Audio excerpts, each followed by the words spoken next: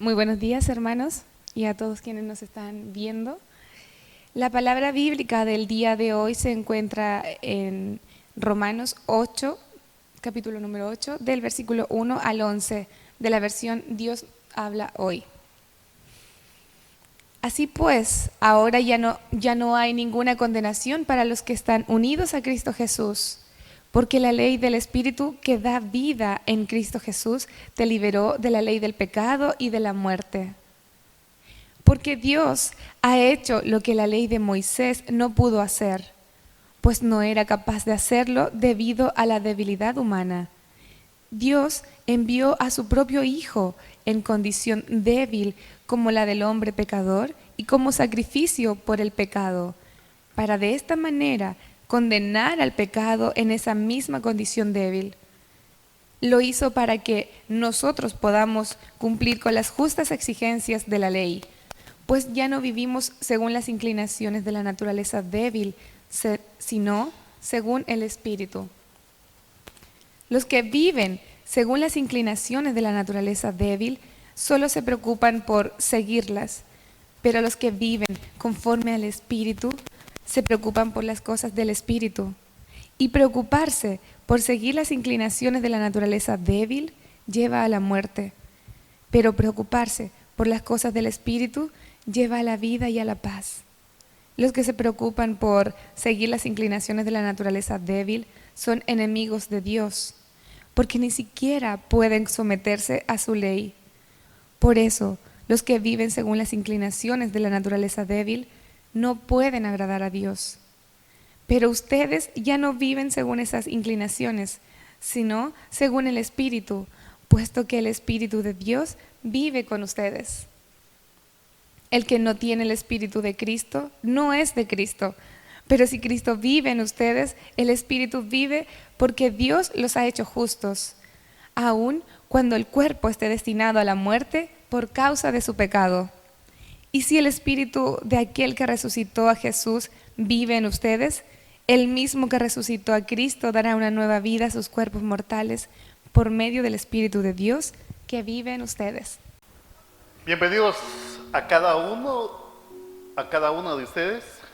Ahora tengo 2 micrófonos, pero ya sé que por gracia y voluntad de alguien más se va a apagar uno. Una de las cosas importantes que podría resumir del hermano Ramón es que cuando uno se encuentra y siente el llamado del Señor, es imposible apartarse de ese llamado.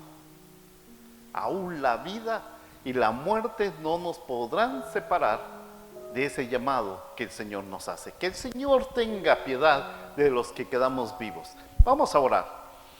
Guíanos, oh Dios, por tu palabra y por tu Espíritu, para que podamos ver claramente la manera de seguirte y tener el valor de vivir de la verdad revelada en su Hijo, en tu Hijo Jesucristo. Amén. Cuando escuchaba al hermano Ramón, él en sí predicó el sermón que yo tenía preparado para hoy. En una sola palabra yo podría decir que su hermano, él pudo experimentar lo que el título del sermón es: la gracia extravagante y el amor lujoso del Señor en su vida. Esto está en Romanos 8, del 1 al 11. Miren, si ustedes pueden leer ese pasaje en este momento, empiecen a leerlo, ya que tienen su boletín. Podrán entender lo que Pablo Tillich, que es un famoso teólogo sistemático, afirmaba. Él decía que las palabras de Romano 8 representan ser las palabras más poderosas jamás escritas en el Nuevo Testamento. Él enseña que el mero sonido de las palabras del capítulo 8 son capaces de atraer las almas humanas en situaciones desesperadas. Son más fuertes que el sonido de los proyectiles de morteros que explotan y de los gritos de dolor y lloro en las tumbas abiertas. Estas palabras de Romanos 8 son más fuertes que los suspiros de los enfermos o los gemidos de los moribundos. Son más fuertes que la autoacusación de los desesperados.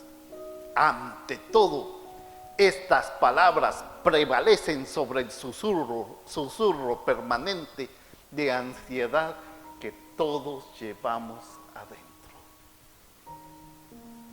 Si usted padece de alguna ansiedad, no está solo.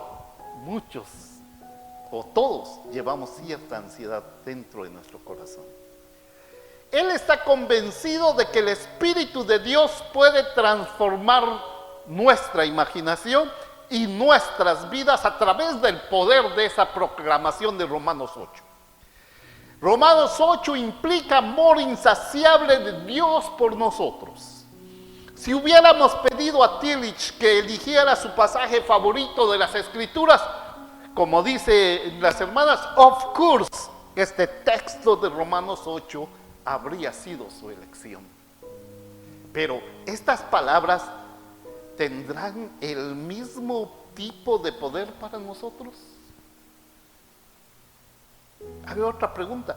¿Dan forma a nuestra imaginación y prevalecen sobre el susurro permanente de la ansiedad que llevamos dentro de nuestro propio corazón? Estas palabras lo hacen para mí. La mayor parte del tiempo, bueno, tengo que ser honesto, cuando tengo tiempo para recordarlas. De hecho, recuerdo claramente la primera vez que realmente escuché estas palabras. Al crecer en la iglesia repetí parte de este texto la mayoría de los domingos en la adoración. Mi pastor era muy tradicional en el uso de la liturgia en la adoración. Así que todos los domingos estas palabras de Romanos 8 formaron la garantía del perdón del cristiano que se proclamaba dentro del templo todos los domingos. Como buen alumno, si alguien es picky, todos los domingos oro por el perdón de nuestros pecados y les proclamo que Dios nos ha perdonado. Estimados amigos y hermanos, después de la lectura de hoy tengo una pregunta para cada uno de ustedes. ¿Quién está en condición entonces de condenarnos? ¿Se han preguntado eso? Pues sí hay alguien que está en condiciones para condenarnos, y Él es Cristo. Pero Cristo murió por nosotros, Cristo resucitó por nosotros, Cristo reina en el poder para nosotros, Cristo también ora por nosotros. Nada en la creación podrá entonces separarnos del amor de Dios que está en Cristo, nuestro Señor y Redentor. Al crecer escuché esas mismas palabras que se proclamaban los domingos, domingo tras domingo, como una promesa de nuestro perdón, como testimonio del amor de Dios en nuestras vidas. Recuerdo cuando era niño, repetía las palabras con el líder de la liturgia mientras las decía, así como hacen los católicos, como un rezo. No tenía ni que pensar, solo repetir. No es tan difícil recordarla, aún para mí, que tengo algunos problemas para recordar algo, especialmente los nombres. Nada más, recuerden, aún para mí, estas palabras las repetí hasta con música y coritos en la escuela dominical. Nada nos podrá separar del amor de Dios. Al cielo, ¿se recuerdan de ese coro? Al cielo Dios nos llevará si vivimos en su amor. Ni lo alto, ni lo profundo, ni la vida, ni la muerte, ni Satanás. Aunque el diablo nos odie, nunca nos podrá separar del amor de Dios. Como decía la hermana Débora, algunos no tenemos el tono para cantar, pero aprendimos a cantar esto. Y esas mismas palabras doctrinalmente son las bases especiales para cada uno de los cristianos. La primera vez que realmente las escuché en todo su poder sucedió al comienzo de mi edad adulta, como le pasó al hermano pastor, inmediatamente después de la universidad. Parte de mi trabajo en la congregación era ayudar a dirigir la liturgia en la adoración. La liturgia, por cierto, son todas las cosas que hacemos, decimos, que comprenden nuestra adoración, que son oraciones, cantos, ofrenda, lectura y otros. La liturgia nos da forma y contenido a un culto que es destinado solamente a Dios. Bueno, un domingo se me pidió realizar parte de la liturgia que incluía la proclamación de la garantía y del perdón. Y de costumbre me encontré escribiendo estas palabras de Romanos 8. Para muchos cristianos el uso de la Biblia y razón en la adoración es tan increíblemente importante, ya que dan forma a nuestra imaginación, incluso cuando no nos damos cuenta. Pero cuando yo personalmente me di cuenta, era un joven adulto, escribiendo estas palabras memorizadas de mis experiencias de adoración desde niño. De repente el foco se encendió para mí de una manera nueva perspectiva, nuevo enfoque del Evangelio, aunque esto no fue debido a un momento, sino a una consecuencia de relación con Dios y mi familia. Por primera vez en mi vida, 40 años después, escuché en verdad lo que Pablo proclamaba con estas palabras. Realmente escuché y dejé que se apoderara de mí, aunque fuera solo por unos minutos, esa promesa de perdón y testimonio acerca de mi amor por Dios, independientemente de mis propias acciones. Ahora tal vez este momento de claridad se destacó tanto para mí debido al lugar donde estaba en el viaje de la vida. Era un adulto tratando de averiguar cómo navegar la vida después de la universidad. Aparte de mi familia, mi iglesia, ya que mis actos dieron testimonio sobre mi amor divino, pero quizás eran más cuestionados desde la perspectiva religiosa. Más bien, en la iglesia constantemente escuchaba sermones y estudios bíblicos que solo proclamaban que no era suficiente. No tenía suficiente conocimiento, que yo no hacía lo suficiente, que no, como humano no lo hice. Yo no era suficientemente cuerdo con la religión, yo no era suficientemente bueno, ciertamente no era lo suficientemente preparado, no era lo suficientemente cristiano, no era lo suficientemente bilingüe para servir a Dios. Ese testimonio no suficiente tendría a ser lo que me rodeaba en esos años, un testimonio que francamente aquí en Toronto como un adulto todavía me rodeaba hasta el día de ayer. Sin embargo, incluso en medio de la tierra, de esa tierra del no suficiente, debido a esas palabras en Romano, tuve mi primer gusto real de la gracia extravagante y el amor lujoso. Verdades que habían sido proclamadas en mi bautismo, verdades que se proclamaban en cada uno de los bautismos que nosotros dirigíamos, pero verdades a las que realmente no había prestado mucha atención antes y ni siquiera pude atender adecuadamente. Lean de nuevo y tal vez lo escuchen. Lean esas palabras ahí cuando ustedes estén en lo más profundo de su ser, o cuando están en el cuarto, cuando no esté la esposa a la par o el esposo a la par. Lean. Pero hagan esta pregunta: ¿quién está en posición de condenarnos? ¿Quién está en posición de juzgarnos por quienes somos o por lo que hemos hecho o dejado de hacer? ¿Quién es el que honestamente tiene este tipo de poder sobre mi futuro y nuestras vidas? ¿Quién está en condiciones de señalarnos? ¿Acaso es nuestro jefe en el trabajo, nuestra familia en casa o los líderes de la iglesia? Yo les podría adelantar una respuesta: no. Pablo dice: Jesucristo es el único con este tipo de poder. el que es nuestro hermano, nuestro Salvador, el que intercede por nosotros, ese es quien es nuestro juez y defensor.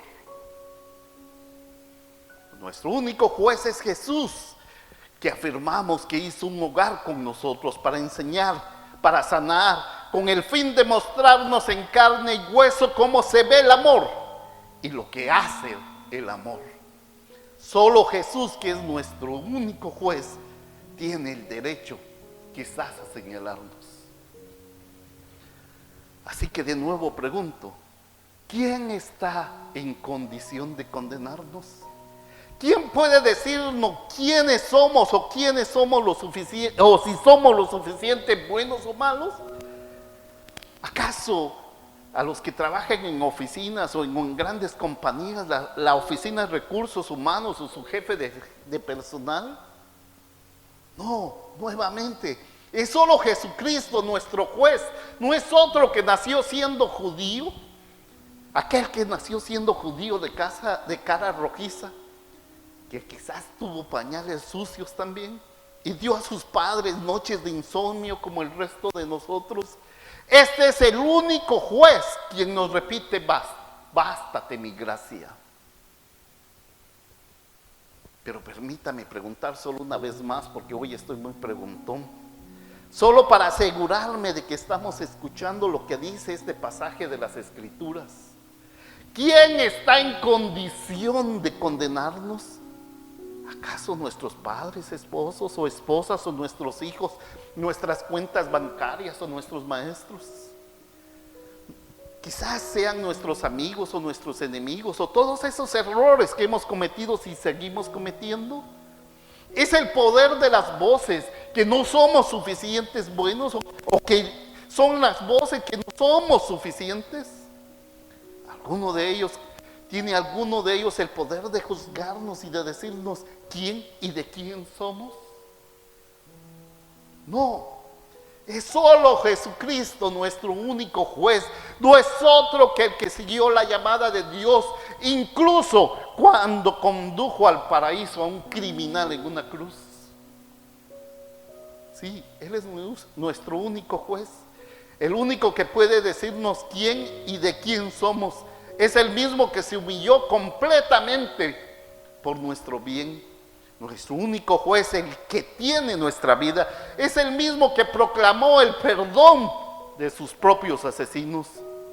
Nuestro único juez es el mismo que fue resucitado dentro de los muertos, que volvió a Dios, que lleva nuestro rostro humano en Él, que nos une como familia. Nuestro único juez, el único que puede decirnos quiénes somos en el ministerio y de quiénes somos, es Jesucristo. Hermana, hermano, este Jesús es el único que nos puede condenar. Este Jesús que se hizo débil en el poder para ser fuerte en el amor, es el único que tiene nuestro futuro en sus manos. Este Redentor es el único con el poder de decirnos quién y de quiénes somos. De verdad, ¿usted lo ha escuchado? Nuestro único juez no es otro que el que nos reclama en nuestro bautismo, que nos llama amados y que nos hace ser parte de su cuerpo, de sus manos, de sus ojos y boca en donde vivimos. Hermanos, realmente escuchamos la realidad de tanta gracia extravagante y amor lujoso. Podemos dejar de que nos abrace, aunque sea por un minuto, esos conceptos de su gracia y su bondad. Eso espero, porque realmente escuchar esa promesa, ese testimonio de amor, cambiará nuestra vida.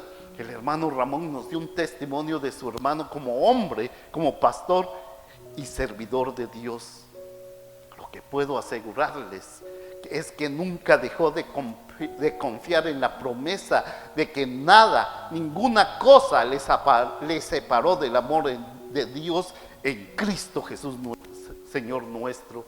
Así como a Él le cambió todo en su vida de repente y sus decisiones, también a nuestra congregación nos cambiará la forma en que tomemos las decisiones, y también cambiará la forma en que nos miremos en el espejo.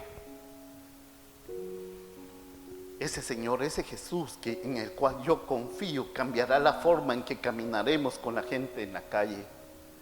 Cambiará nuestra forma de pensar en la iglesia, porque sí, porque el poder del Espíritu de Dios realmente podemos escuchar y confiar en lo que Dios nos está diciendo a través de la palabra de Pablo, a través de su palabra entera, que Él nos conoce mejor. Ese es el mismo que más nos ama. Entonces nos damos cuenta de que tenemos que tomar una decisión, no dramáticamente un día, sino todos los días, como seres queridos de Dios. ¿En qué vamos a confiar más? ¿En los grandes evangelistas? ¿O vamos a vivir nuestras vidas por miedo o gratitud al Creador de la gracia? Vamos a vivir nuestras vidas y pasar nuestro tiempo fundamentalmente temeroso de que el testimonio no suficiente, que no somos preparados de todo lo que nos rodea, lo que nos dicen, y desde incluso lo más profundo esto sea cierto, o que Dios podría amar a todos los demás, pero ciertamente no puede amarme dado a todo lo que he hecho y lo que ha sucedido en mi vida, o lo que hemos arruinado demasiadas veces y con demasiada frecuencia, que dejaría de llamarme amigo y que ya no podría ser nuestro nombre escrito. Que las aguas del bautismo que no resisten nuestra presencia, vamos a vivir entonces nuestras vidas y pasar nuestro tiempo siendo gobernados por esos temores. Vamos a convertir la proclamación de que solo Cristo puede condenarnos a malas noticias porque no creemos que podamos ser lo suficientemente buenos o más fieles para estar a la medida de las expectaciones personales, congregacionales o familiares. En eso vamos a confiar. ¿Vamos a vivir principalmente por miedo? ¿O vamos a tratar de vivir con un sentimiento de gratitud por lo que este pasaje de las Escrituras, lo que el Evangelio nos está prometiendo? Vamos a vivir nuestras vidas con la orientación de una gratitud profunda y perdurable que no confía en nuestra propia bondad, sino en la bondad y la capacidad de Dios. Una gratitud que trata de recordar y vivir que solo Jesús es el que llega a definirnos. Esa promesa de confianza marca la diferencia en el mundo, porque significa que estamos tratando de confiar en que nada, ni nadie en el pasado ni en el futuro que hayamos hecho o dejado de hacer, ninguna voz que nos diga que no somos suficientes, ni nada dentro de nosotros o pecado en nosotros, nada puede separarnos del amor de Dios. Ni siquiera la muerte se puede separarnos del amor de Dios, como el testimonio del hermano pastor que fue revelado por el hermano Ramón. Fieles hasta la muerte. Y si encontramos la muerte, esto sería el punto final de una relación de amor entre Dios y los humanos. Esa es la buena noticia del Evangelio de este texto. Somos los amados de Dios y no hay nada que podamos hacer al respecto, excepto elegir cómo responderás. Entonces, ¿qué será nuestra actitud? ¿De miedo? Hay mucha gente que teme muchas cosas. ¿O será una actitud de gratitud? Pablo afirmaría que cuando elegimos la gratitud somos libres, podemos aceptar la realidad de que nunca seremos más que pecadores reales, auténticos, algunos hábiles para tapar los pecados, pero no tendremos que fingir lo contrario. Al elegir la gratitud estamos diciendo que realmente creemos que Dios es tan bueno como Jesús dijo que Dios es. Estamos afirmando que Dios es verdaderamente el amigo de los pecadores. Estamos afirmando en que realmente hay más misericordia en Dios de la que puede haber pecado en nuestras vidas. Podemos elegir la gratitud sobre el miedo porque, como testifica Romanos 8, el que nos juzga es el mismo que se hizo humano para nosotros. Él conoce la fragilidad humana, aún así nos ama entonces, hermanos y hermanas, nada puede separarnos de la gracia extravagante y el amor lujoso que el mismo Señor ofrece. Y esa gracia y amor está situada en nuestra fe de su persona. ¿Alguno de nosotros es digno de tanta gracia extravagante y amor lujoso? Tal vez el hermano Ramón, el hermano Pablo, alguna hermana de aquí. Absolutamente nadie, ninguno de nosotros vive plenamente en nuestro llamamiento como hijos de Dios. Ninguno de nosotros está al 100% comprometido con Jesús y nunca lo estaremos. Ninguno de nosotros ha llegado a ser el discípulo perfecto y ninguno de nosotros es digno. Pero ese no es el problema. La cuestión del evangelio es que Dios es digno. Dios decidió amarnos y reclamarnos desde el principio, incluso antes del tiempo. Dios nunca, ¿saben una cosa? Es un detalle bíblico. Dios nunca comenzó a amarnos, ya que Dios siempre nos ha amado. Y como vemos proclamado en este pasaje en Romanos, Dios en Jesucristo siempre nos amará. Es una gracia extravagante y es un amor lujoso el que tenemos y que nos debemos de creer. Creo que escuchar estas palabras y llevarlas a nuestras almas es la medicina a una vida llena de miedo. Entonces debemos vivir como personas de fe, no porque tengamos miedo de lo que nos rodea o de Dios o de no ser suficientemente buenos, sino porque estamos agradecidos por Dios y por lo que Dios ha hecho en nuestra vida. Es una forma de vida completamente diferente, pero cuando podamos experimentarla, descubriremos nuestra libertad dada por ese Dios. Cuando dejamos de buscar nuestros defectos en el espejo religioso, o dejamos de escuchar todas esas voces que nos proclaman, no es suficiente, no sos el adecuado, entonces somos libres de mirar lo que realmente nos liberta. Cuando elegimos la gratitud sobre el miedo como nuestra respuesta de ser amada, es entonces cuando descubriremos nuestra libertad de amar a Dios, nuestra libertad de amor a nuestro prójimo y de nuestra libertad de edificar la tierra. Nuestro discipulado, en lugar de basarse en motivos de culpa o miedo del diablo o Satanás, debe de basarse simplemente y bellamente en la gratitud de Dios por la gracia extravagante y su amor lujoso. Un anuncio que Pablo hace una y otra vez en la carta de Romanos. Entonces no es de extrañar porque Tillich estaba convencido de que estas palabras hablan profundamente en nuestro corazón y captan nuestra imaginación. No es de extrañar porque algún día perderemos la razón o tener conocimiento de dónde estamos, porque estaremos atrapados en el conocimiento y en la belleza de Dios. Estas palabras de Pablo contienen la verdad del evangelio. Proclaman que lo que Jesús nos mostró es lo verdadero, que hemos sido creados por Dios para el amor y la libertad, elegidos ante la fundación del mundo para tanta gracia extravagante y amor lujoso.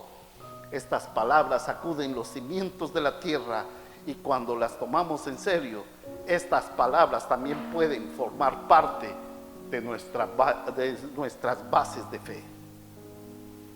Ahora, hermanos, ¿quién está en condiciones de condenarnos? Solo Cristo. Si Él no desea condenarnos, entonces, sí y solo sí, nada nos separará del amor de Dios en Cristo Jesús, Señor nuestro, para quien sea la gloria y la honra de nuestros actos desde ahora y para siempre. Hermano mío, hermana mía, confiemos en estas palabras de Pablo.